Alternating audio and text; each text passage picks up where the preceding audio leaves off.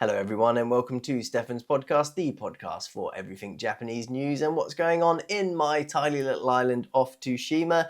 And I'm actually bringing you a new story to start with, straight from Tsushima, and I couldn't believe how stupid this decision is. This decision is crazy. So, Watashumi Shrine is basically the most popular shrine that you'll see in Tsushima. It goes out to sea, it's very beautiful. Everyone who comes to visit me here, I take them to this shrine. But they have made the just unbelievably stupid and, to be honest, quite racist decision of banning all Koreans. They have signs up in front of they have signs up in front of the shrine that have a Korean sign and just banned. Now, you're probably wondering, well, why would they do this? What was the reasons for it? I will get into the reasons in a second. So there were three instances which caused this. Number one was a priest recorded a video of a man smoking a cigarette and then littering in front of the torii gate. So he probably smoked the cigarette and then threw it away. And then the next one was foreigners were, or what he says foreigners, were dancing on the torii gates, which he said are banned. And the other one was a video of one woman using a ethnic slur in Korean to Japanese people. These are just three instances of this. I mean, these things can easily be avoided pretty much. I think the fact that I have been here, I have never seen any signs that tell you the rules for going there. They're certainly not in English, and as far as I know, they're not in Korean. But it's easy enough for them to put up signs just saying banned Koreans. Why don't they just put up big signs, what to do at the shrine, what not to do at the shrine? Very, very easy. The next one is the littering. Now, Japan is absolutely notorious for not having any bins anywhere. The temple there makes a small fortune from people, tourists coming, donating, doing things like that. Just put some bins out, put some cigarette ashtray bins there. Very easy to fix this, or just put up a sign saying no smoking.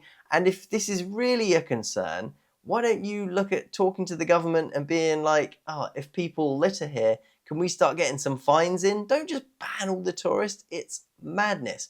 So Tsushima makes its money from two places. Fishing, for the most part, fishing and tourism. And it's tourism pretty much 99% from Korea. And you want to ban your top customers from the most exciting thing in Tsushima. There are not a lot of things to do here in Tsushima. It is very, very inaka, which is Japanese for countryside. It's very countryside. And to be honest, my parents were coming to Japan and they said, should we come to your island? And I said to them, to be honest, there's not enough here for you to do to justify the cost of coming over. There's very, very few things. This would have been, if they had come, this would have been the number one thing that I'd have told them to come and see because it's very beautiful. And now you're banning your best customers from the most exciting thing in Tsushima. So if you come to Tsushima, there are basically two places you're going to stay. Hitataksu in the north, which is the closest to Korea, and then Izahara in the bottom. In Hitataksu, it is even more remote than Izahara. In Izahara, there's a few things you can do. There's a few bars that are open late. The nightlife is there, not great, but there are a couple of bars open. Hitataksu, very small, very early closing, doesn't go on until late. So people who are coming here, they're coming here for an experience. They're coming to see the real Japan, the countryside of Japan. And you're stopping them from doing that. The logic to me is crazy. If I worked at the tourist board of Tsushima, I would be heading straight down to this temple to try and resolve this, try and fix it so that they can get Korean tourists to come. If I was a Korean tourist, I would feel very annoyed at this because, again, this is one of these stories where 99% of all the Koreans that have gone there, or anyone who has been there, hasn't caused any problem. I think you'll find that they go, they visit it, they leave. Whenever I see them in the supermarket, when I see the tourists in the supermarket or I see them in the town, 99% of them don't have any problems with whatsoever. But there's always going to be 1% where they're going to cause problems. There's going to be an issue with it. And that is just the cost of doing business, dealing with tourists. Unfortunately, that is life. And all you have to do is try and find ways around this. The littering, put some bins out.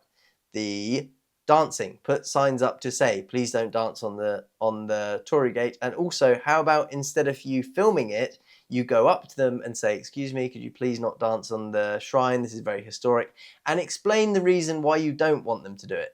Maybe if you can't do it, I'm sure even in basic Korean or even in English or in Japanese, or if you're dressed in temple equipment and you go up to someone and just gesture not to dance on it, they will understand. The racial slur, that one, that's just crazy. That's madness. Unfortunately, this is just one of those 1% of people that are terrible, and it's just life. You just have to take this on the chin, move on. I don't know what the laws are in Japan for stuff like this. Maybe this is an offense. Maybe you can get in trouble for it. This is just probably the worst decision I have ever seen Tsushima make. I'm embarrassed to be living in Tsushima. The fact that they've made this decision just to ban Korean tourists. The fact that they didn't ban all tourists is crazy. To pick one group of people to ban them is an embarrassment, and especially your biggest market for Tsushima. Total embarrassment. If I was a Korean now, I would feel slighted by this, and I just wouldn't come to Tsushima anyway, because if you're going to get this experience in one place, can I promise you that you're not going to get it in another place in Tsushima? I can't. It's a joke. Beyond a joke. Embarrassing to be part of Tsushima while this story came out. Not happy about it. Absolutely not happy about it. And the funny thing was, when I was researching for this podcast this week, I'm looking for news stories, things to talk about. The number one or the number second story that I came across was a survey to show how Japan and Korea feel positive about each other. And the survey shows that 50% of Japanese people feel positive about Korea, and 42% of South Korean people feel positive about the other one. And I was very surprised. I was going 50 and 42%. That should be way higher. The two countries should work together great. There's a lot of history and reasons why they don't work together. But, in the modern day, I thought, hey, they should start getting back to a good relationship. And then you see stories like this in Tsushima where they ban tourists from coming to their shrine, just Korean tourists. This is going to bring it way down when the two should work together. As someone who lives in Tsushima, literally in the middle of the two countries are great. I wish they would work together more. I think it is stupid that they do these stupid decisions, and I'm sure it's not just on Japan's side. I'm sure Korea does some things to Japanese people, but I have yet to see a sign when I've been in Busan saying no Japanese people allowed. Embarrassing. Totally embarrassing, totally disgusting, and I am appalled by the decision. I cannot stress enough how appalled I am by this. But that was the next story. Survey shows 50% of people in Japan and 42% in South Korea feel positive about the relationship with each other. That should be higher, and I think the two countries definitely need to work on getting this up. This should be in the 70s to 80s%. I can't imagine, being from the UK, I would say if people asked, what is our relationship with France, for example, I think most people would say 70, 80% would feel it's a positive relationship. I know we have recently had a few problems with immigration, with people coming from Calais over, but for the most part, our relationship with France is pretty good. Pretty good. So next story, moving on, getting away from Japan and Korea and everything, we have some good news. This is a cool story, which I was very impressed by. A 24-year-old Japanese man has set a world record for solo around the world voyage. So he has managed to travel all all the way around the world in 231 days on a sailboat, nonetheless. This is such an achievement. I will say this story is also interesting. So he's managed to do 231 days in a sailboat, just sailing from Japan all the way back around to Japan. And he's done it at the ripe old age of 24 years, 9 and 9 months old. The previous Japanese record was set by another man who was 26 years old and 10 months. When he came back, he had a welcoming ceremony that he was very happy to see, and he said he wanted to thank everyone who came out to him. He was congratulated by, I'm going to butcher the guy's name, but Hori Kenchi, which at the age of 83 did the same voyage himself. And he is the oldest Japanese man to ever do it. These are great stories. These are really, really fun stuff. Brilliant that anyone could do it. All that time alone on a boat. Oh, God. I would go insane. But the only things I have with these stories is you travel around the world, but you never actually get to see any countries because you're always on the boat, you're always on the move. I would love to ask him what the journey was like and how he did it. Maybe I could try and see what happens. Crazy things happen. Cool story. Just brilliant story. Good for him. Loneliness abroad. So I live abroad. Many people live abroad, and the statistics for loneliness are relatively high, but they're pretty much high for everyone, which I found interesting. So nearly 45% of Japanese nationals living abroad feel lonely at times. A recent government survey showed with areas lacking strong Japanese community ties believed to contribute to higher feelings of isolation. I think it's safe to say most people that I know who live in Japan abroad, they will feel lonely from time to time. I know I've certainly felt lonely from time to time, especially here on an island when there's not many English speakers that you can speak to and you don't speak fantastic English. This will be the flip side. If you're Japanese, you live abroad, and you don't speak amazing English, then you're going to feel lonely. The Japanese culture as well, I think sometimes is a little bit lonely, always working hard, not always making time to see your family, seeing friends. It can be difficult. And of course, there are cultural differences between Japanese people and perhaps wherever they're living. But the statistic isn't too far off compared to Britain and France. So they've got the statistics here. For Western Europe, including Britain and France, had the highest percentage of respondents, which had a loneliness of about 48%, followed by South America, 46%, and North America was 45%. Most of them have said that the cultural ban. Well, most of them have said the reason for the loneliness is language barrier and cultural differences. So the ministry is working on overseas missions to try and improve this and get people improving their loneliness abroad. I wish the English one would do this, so I could do some. I need more friends on this island. It can get lonely. But it just goes to show, even it doesn't matter if you're, I think, Japanese, English, French, American. If you move to another country, chances are you are going to have some times of loneliness. But that doesn't mean you shouldn't do it, because it is great living abroad. But for every now and again, you are going to get a little bit lonely, I think. I would be more surprised if you didn't, to be totally honest. That's just my experience. Okay, next story coming on for you now. This is a great story. Let me go back to last week. This seems to be a tie-in with Japan at the moment, seem to be on or at war with tourists. You know, you look at Tsushima, what they've done. Do you remember last week and the week before, I was talking about I think it was Yamanashi, they had the barrier that they've placed by Lawson's to stop taking pictures, to stop tourists from taking pictures off the beautiful Mt Fuji and Lawson's.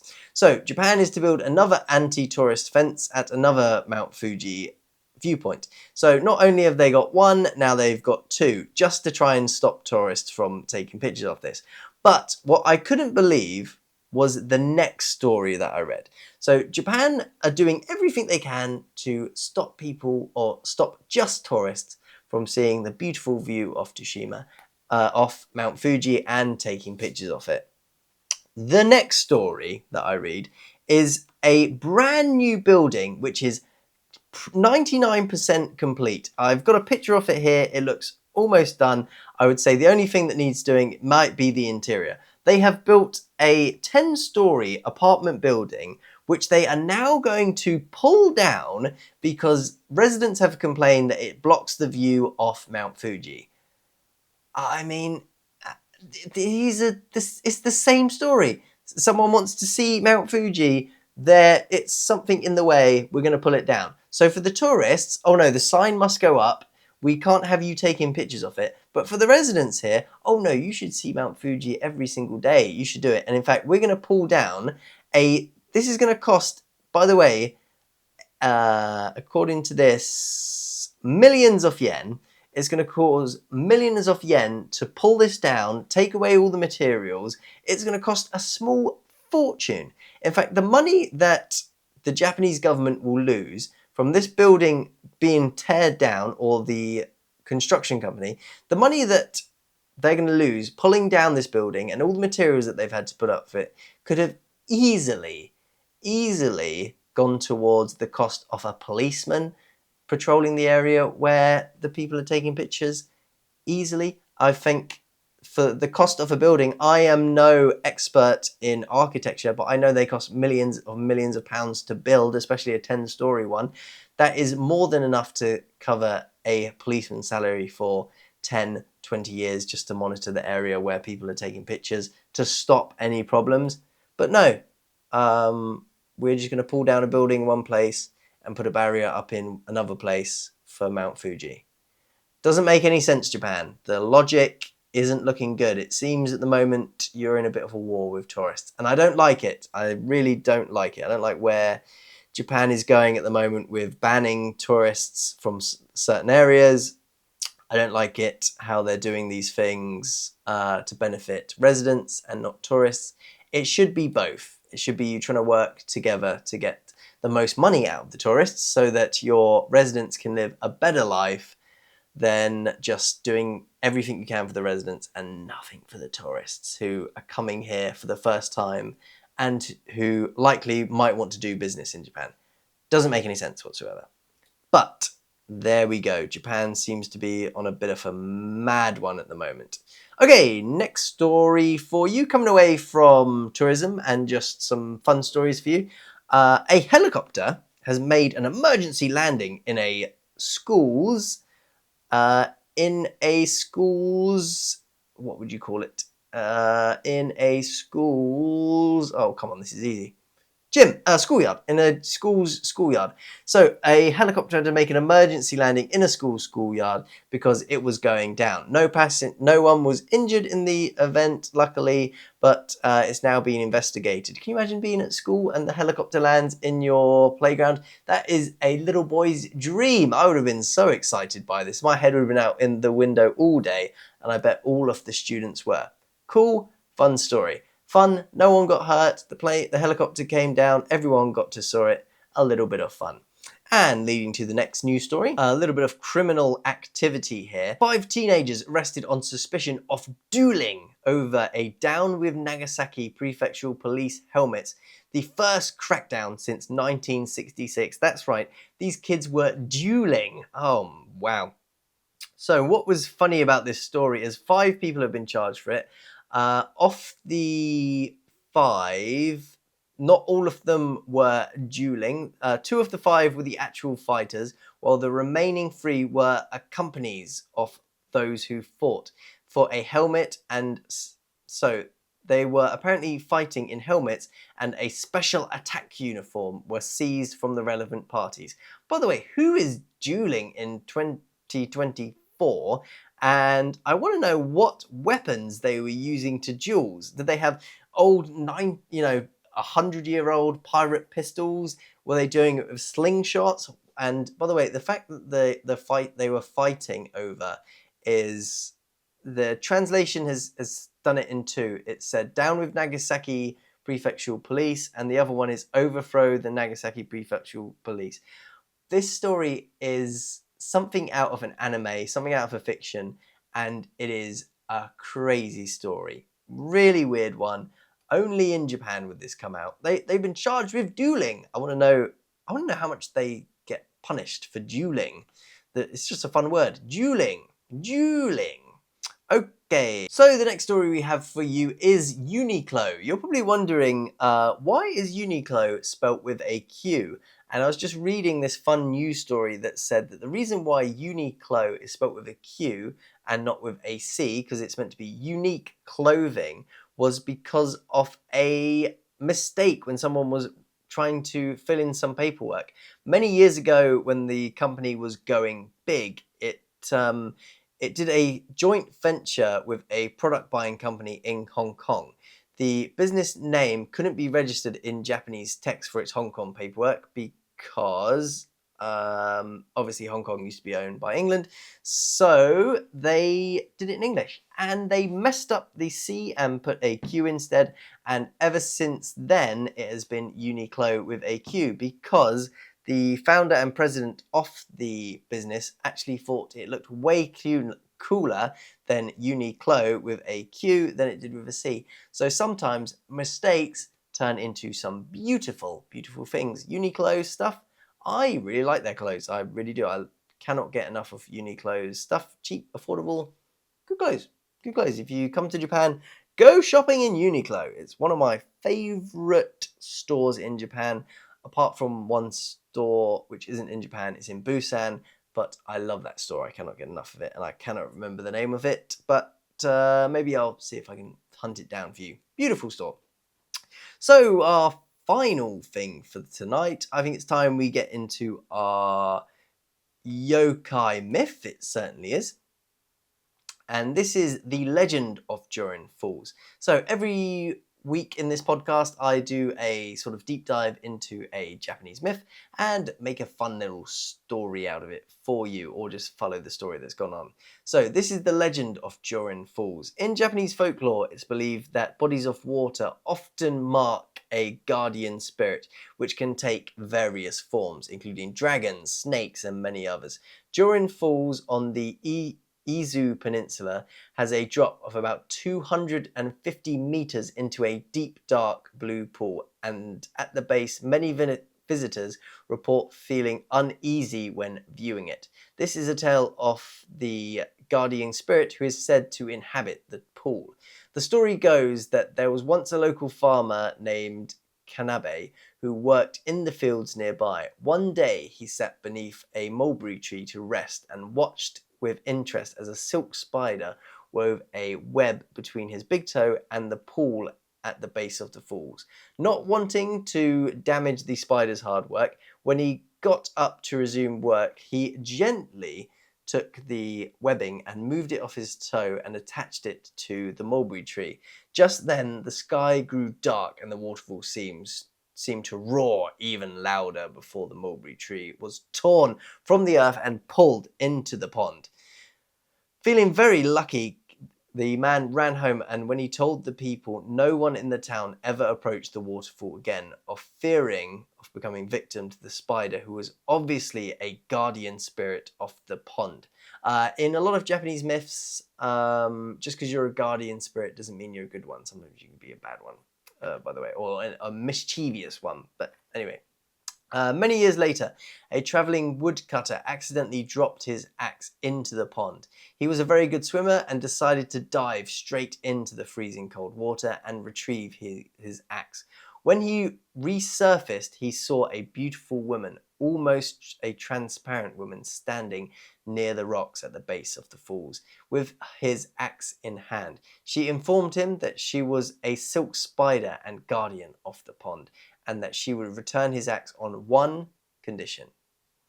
He told her to tell no one about what had just happened, or his life would end.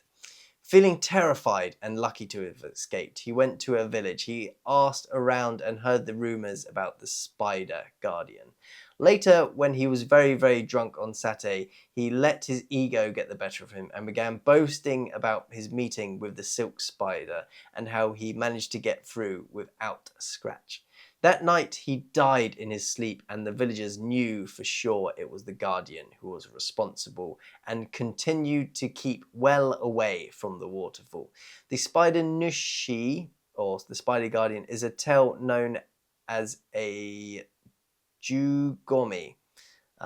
This is in here, and that's the end of the tale. There's some beautiful artwork off this river, which I shall put onto the podcast for you if you are watching this online.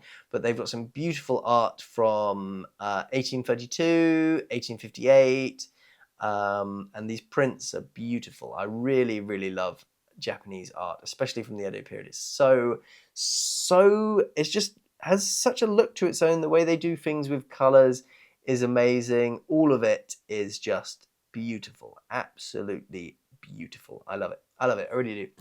But that is the end for this podcast. Thank you very much for watching or listening. Have an absolutely fantastic rest of your week, and I will be back again in about a week's time. Thank you very much for listening or watching. Have a good night. Goodbye.